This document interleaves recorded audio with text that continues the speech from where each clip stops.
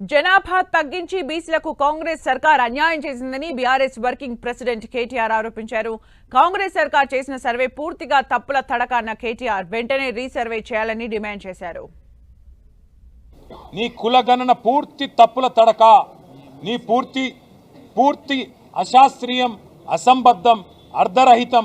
ఈ మాట మేము మాత్రమే కాదు, రాష్ట్రంలోని బీసీ సంఘాలు అంటున్నాయి. స్వయంగా మీ కాంగ్రెస్ పార్టీ ఎమ్మెల్సీ కూడా ఇది చిత్తు కాగితంతో సమానం, దీన్ని కాలబెట్టినా తప్పులేదని కాలబెట్టింది. ఒక 15 రోజుల నెల రోజుల శాస్త్రీయంగా మళ్ళీ రీసర్వే చేయండి. ఖచ్చితంగా ఇవాళ రాష్ట్రంలోని బలహీన వర్గాల బిడ్డలు ఆందోళనలో ఉన్నారు. మీరు మా సంఖ్యను తక్కువ చేసినట్టయితే రేపు సంక్షేమ పథకాల్లో, మీరు ఇవ్వబోయే ఇండ్లల్లో, లేదా మీరిచ్చే రేషన్ కార్డులలో, మీరు రేపు ఇస్తానని చెప్పిన గ్యారంటీల్లో 420 హామీల్లో మా వాటా తగ్గుతుంది, మాకు అన్యాయం జరుగుతుంది అని చెప్పి అట్టడుగు స్థాయిన ఉన్న ఎంబీసీలు కావచ్చు, బీసీ బిడ్డలు కావచ్చు ఆందోళన పడుతున్నారు. కాబట్టి వారి ఆందోళనను చేయడానికైనా సరే మీరు వెంటనే తిరిగి రీసర్వే మొదలుపెట్టండి అని ప్రభుత్వానికి కోరినాం. ఇవాళ సంవత్సర కాలం దాటిపోయి 14 నెలలు దాటి 15వ నెలలో ప్రభుత్వం పడింది.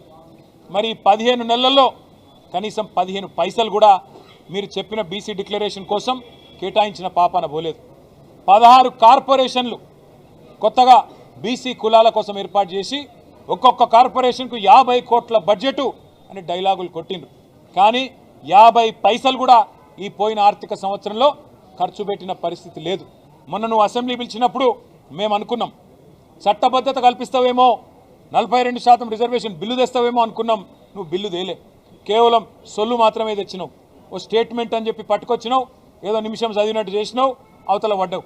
అందుకే ఈ సొల్లు మాటలు కాదు, బిల్లు తీసుకురా, 42% రిజర్వేషన్ కల్పిస్తూ వెంటనే పెట్టు. నువ్వేమో చెప్తూ మా పార్టీ ఇస్తుంది 42% అన్నావు. మీ పార్టీ ఇచ్చేది 42%?